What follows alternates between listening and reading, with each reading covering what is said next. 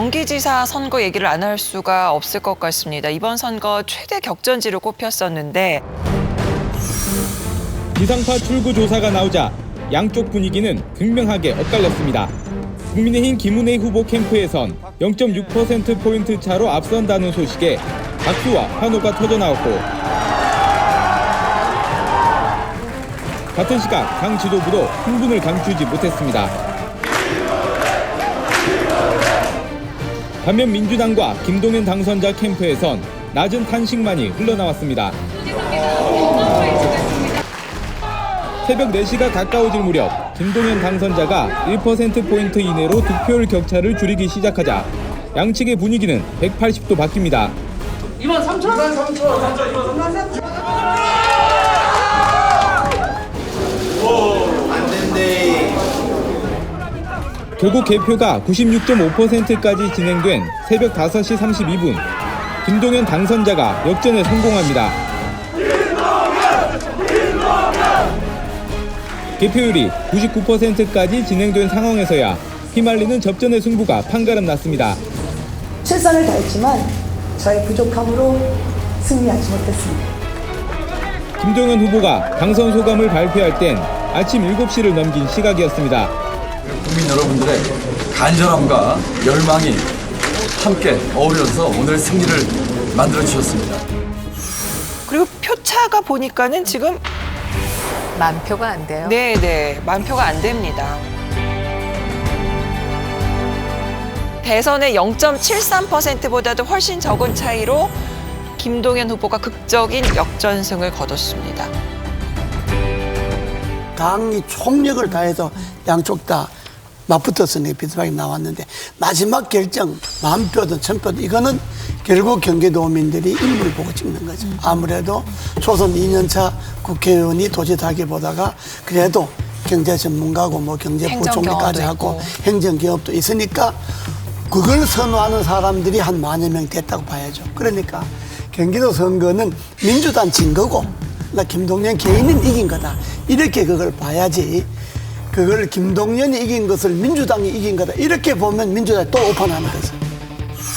민주당이 지난 대선에서 진 이유도 그렇고 그 이후로 성찰이 부족했다고 생각합니다. 그리고 국민들께서 바라는 정도 눈높이에 맞는 변화와 개혁에 미치지 못했다고 생각합니다.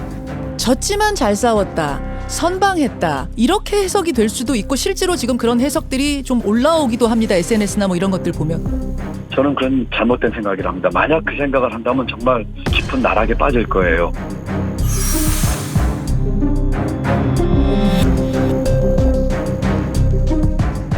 그동안에 대세론이 있었던 선거들이 있어요. 대표적으로 얘기하면 민주화 첫 선거인 1987년 선거에서는 민주화 세력이 대세였습니다. 그러나 분열해서 졌고요. 2002년 대선에서는 이회창 후보가 7개월 정도 1위를 달렸습니다. 그래서 이회창 후보가 이길 것이다 라고들 다들 예상했어요. 그러나 결국은 정몽준, 노무현의 이 단일화에 의해서 승리를 하셨습니다. 그래서 대세론보다 더 중요한 게 뭐냐라고 하면 저는 구도다 이런 생각을 해요. 그러나 이 경기도 선거에서는 구도가 결국 여권표가 나뉘어졌다 이렇게 얘기할 수 있고요. 강용석 후보가 많은 표를 안 가져가기 때문에 괜찮을 것이다라고 얘기했지만 실제 표 차이가 강용석 후보가 가져간 5만 표보다 더 작은 표 차이인 10,000표도 안 되는 표 차이로 이겼기 때문에 결국 강용석 후보와의 단일화가 일어났다라고 하면 선거 결과는 또 달라질 수 있었을 것이다. 이런 얘기를 할 수 있을 겁니다. 최고위원들의 의사를 묻기 위해서 투표를 했고 부결되었습니다. 이 땅 불허라고 쓰셔도 될 것 같습니다. 그쪽에서 뭐 전혀 지금 단일화에 대해서 소극적이기 때문에 소극적인 정도가 아니라 거부하고 있는 상황이라서 더 이상 어떤 얘기를 할 수 있는 것도 아닌 것 같고 저희는 처음부터 깔끔하게 단일화 조건을 얘기를 했었는데 뭐 전혀 수긍한다거나 이런 태도가 없어서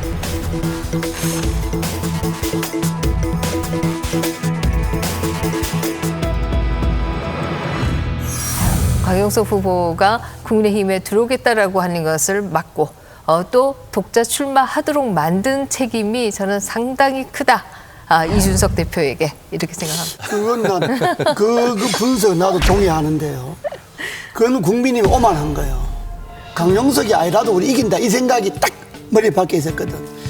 만약에 강용석이가 안 나왔으면 5만 표가 몽땅 김은혜한테 오는 건 아니겠지.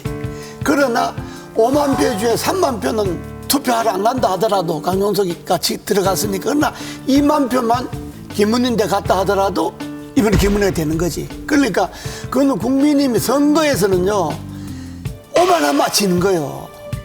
한 표라도 표가 된다고 생각하면 자세를 낮추고. 근데 강용석 후보의 국민의힘 입당을 막은 게 뭐 단순히 이제 득보다는 실도 있을 거다라는 생각에서 득실을 계산했을 때 강용석 후보의 입당을 막은 것도 있지 않을까요? 그건 잘못 계산한 거죠.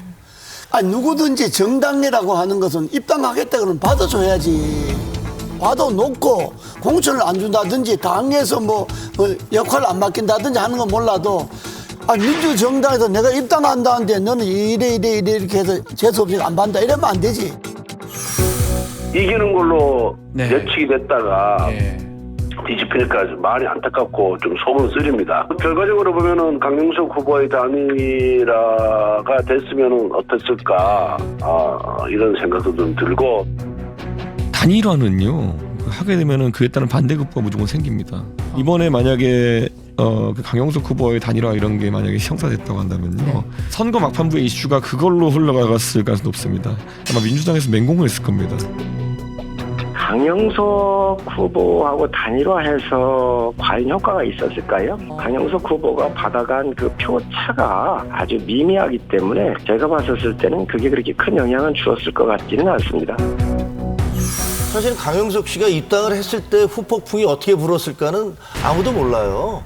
아무도 모르고, 그리고 물론 그건 있죠. 강용석 씨가 그 막판에 김은혜 후보의 재산신고 누락에 대해서 얘기를 했는데, 여론조사 하시는 분들 말씀을 들어보니까 그게 적지 않은 영향을 미친 건 맞는 것 같다. 그리고 지금 추세를 보면은 처음에는 박빙이었다가 막판에 가서는 김은혜 후보가 막 올라가는 그런 추세였단 말이에요. 그래서 이길 것 같다라는 얘기를 했는데, 그게 며칠 사이에 확 꺾여버린 게 재산 공개 논란을 제기가 되면서 그게 꺾이기 시작했고, 5만 표를 얻었는데 1만 표 정도로 차이가 났으니까 끌어안았으면 이겼을 거 아니야. 그건 결과론이죠. 그렇죠. 그게 나중에 실제로 강용석을 껴안았을 때 중도층에서 아니 왜 저 사람을 극우를 껴안는 거야 라고 얘기를 해서 어떻게 반응을 했을지는 사실은 우리가 알 수가 없기 때문에. 경기도의 경우에는 그 시장 선거에서 기초단체장 선거를 보면 22개에서 국민의힘이 이겼고요. 9개 지역에서 더불어민주당이 이겼습니다. 결국 경기도에서 국민의힘이 압도적으로 잘했다 이렇게 얘기할 수 있고요. 또 광역의회도 마찬가지입니다. 국민의힘의 의석수가 더 많아요.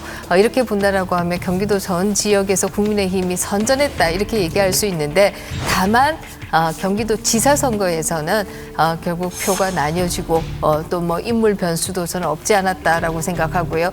또 막판에 재산 신고 논란으로 인해서 선거관리위원회가 이 부분에 대한 교정이 필요하다라고 지적까지도 한 상황이었기 때문에 이런 것들이 불리하게 작용했다 이렇게 얘기할 수 있겠죠.